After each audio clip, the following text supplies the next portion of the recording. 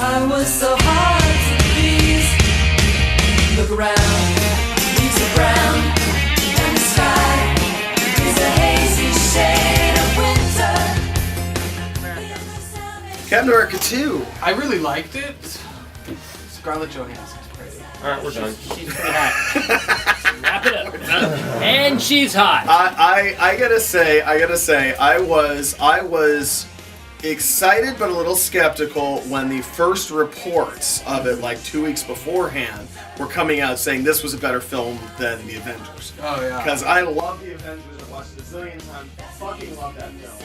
And it was like, this is just Captain America. Tall order. Yeah, that's a tall order. And I gotta tell you, it's definitely on that plateau. I'll say right now it's got a better plot than Avengers. Yeah, I think you're right. Yeah. It's a really... I thought it was a really good spy movie. Yes, and that was one of the things that a number of people brought up, like, hey, you could have not watched any of these freaking movies, and if you like, let's say, the Bourne films, or even the Bond films for that matter, you've got yourself a movie that you can watch and still pick up and understand for the most part. I didn't have any more problem with it than I do with any of the other superhero movies with the fact that everything has to tie into everything, which annoys the piss out of me. That night, the Winter Soldier thing didn't bother me any more than it did in the comic book. But it doesn't. It has weak points, like I said before, about, okay, why would you pick Bucky kind of thing, who's now missing an arm? Because it's such a personal thing to him. Yeah, but in other words, they didn't train him to go after Captain America, they just trained him as a fucking assassin. Well, not to mention the fact that Brubaker brings this up in, what, 2007, 8?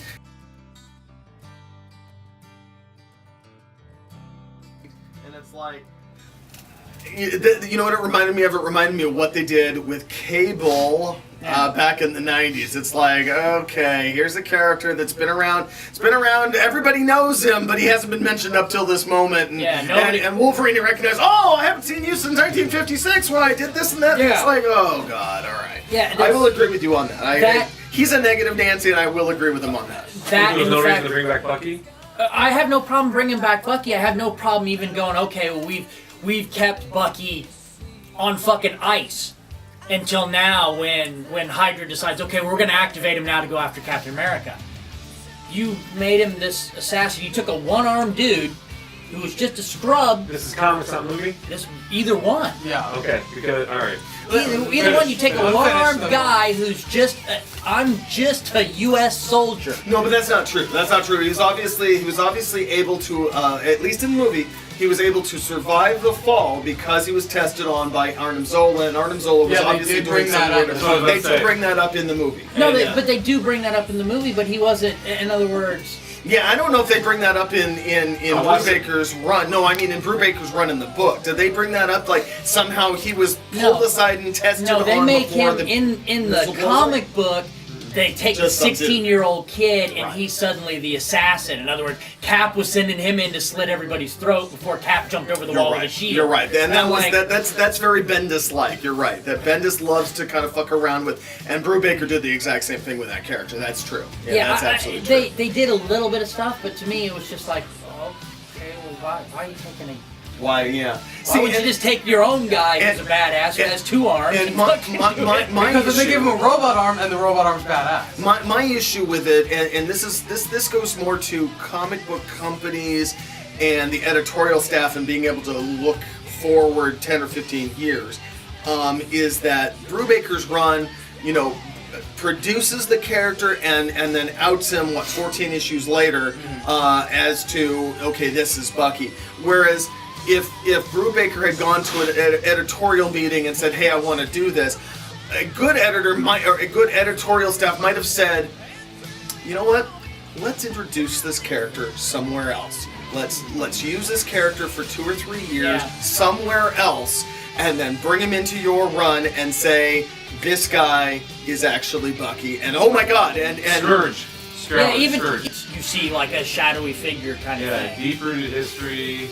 Instead, like he said, it appears and suddenly, oh well, now that's Bucky and he's got a robot arm, and we've been freezing him and unfreezing him. But for me, that's a comic book problem entirely, not a movie problem. I think the movie did a good job of this, and even explains Arnim Zola tested on him. That's why he was able to survive the fall. That's why he was tested on and given that arm. I think though, you've got somebody who obviously you're still having problems with. In other words, it's now 2014. You still have to fucking mind wipe the guy. Here's the thing. They didn't explain, much like Brubaker's run did, that they unfroze him once like a decade. Yeah. Like literally, he's been unfrozen. Missions. Yeah, he's maybe been unfrozen 6-7 times in the past 70 years. Yeah. I understand It's that, like, but if they didn't explain it. every time, okay. Well, they did show him going under freeze. They showed him freezing. Right. Yeah, okay, well, I've unfroze him, and again, we're having the same problem again. Well, Why wouldn't you just go, well, it's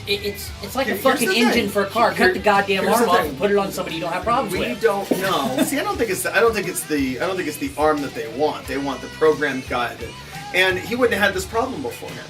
Because all of a sudden, he recognizes Steve Rogers as somebody he used to know. All of a sudden, he's got problems. We don't know what he had, if he had problems decades Yeah, Rogers before. was gone for decades. He Rogers says, has only been wipe back for them like 2 again. years. So that means they had to do it. They had to do it maybe a decade ago. Yeah. For whatever reason.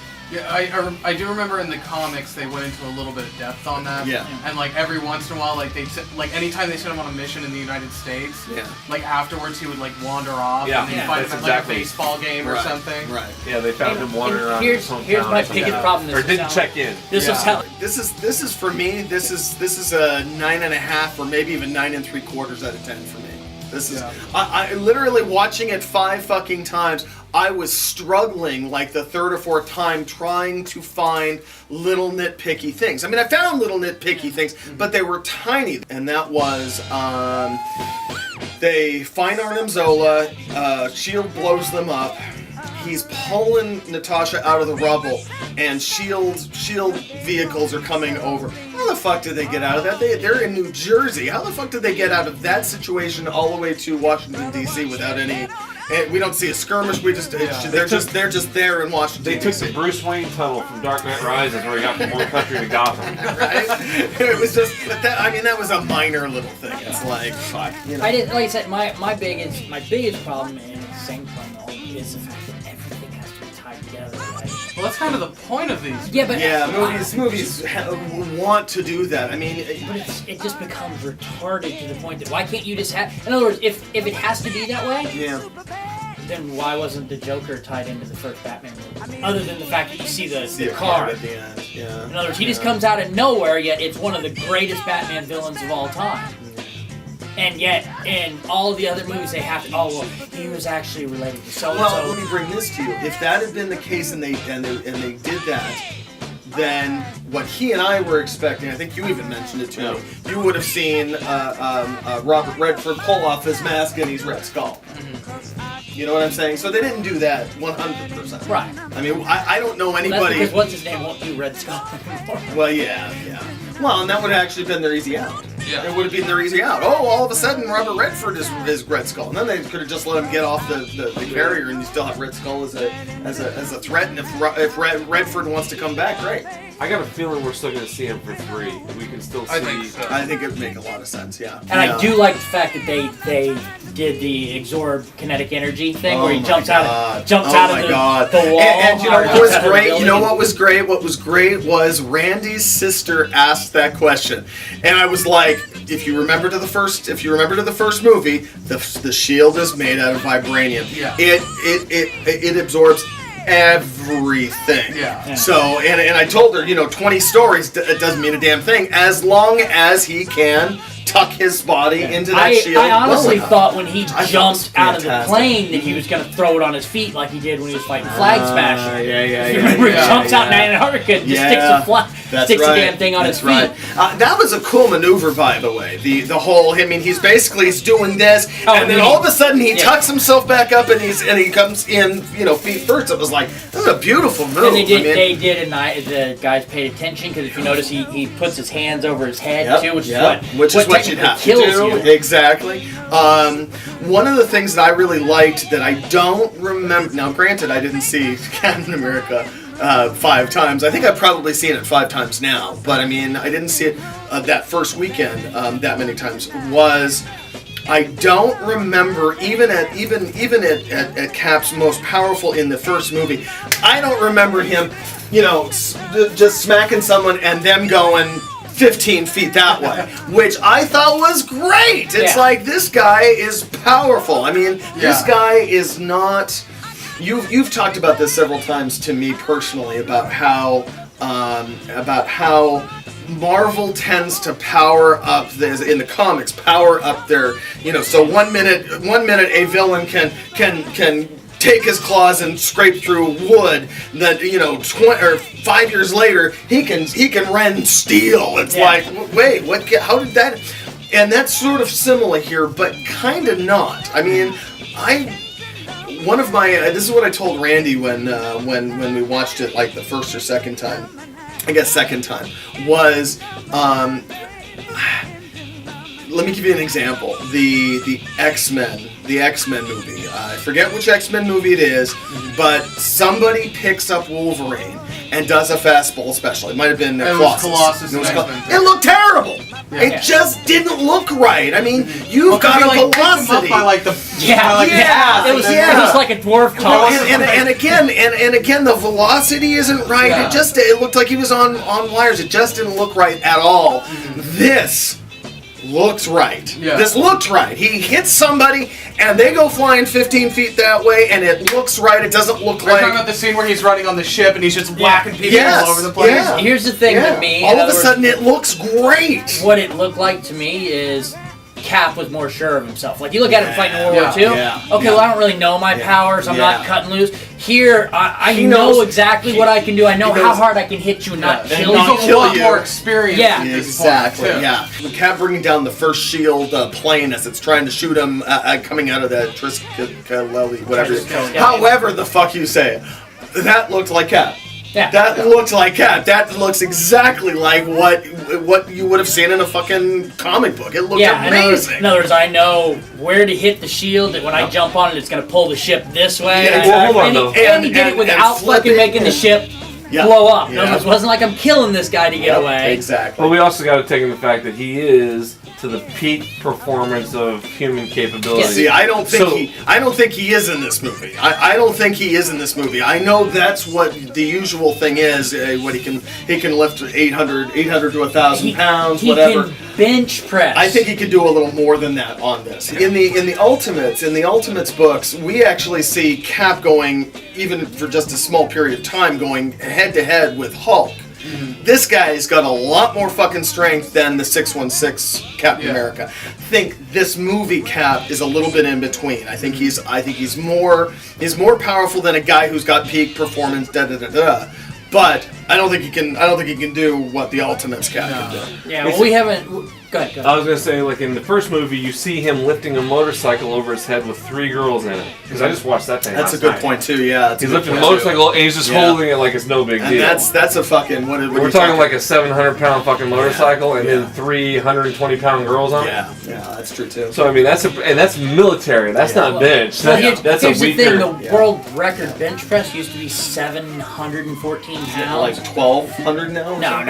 That's deadlift.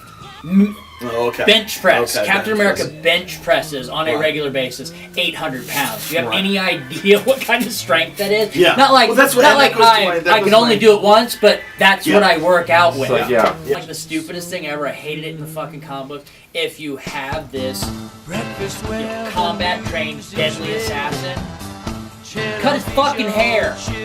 Okay? Nothing says sniper like long hair over your fucking scope. I look so moody. He's gotta be a little emo, come on. And it's all over for the unknown soldier. It's all over for the unknown soldier.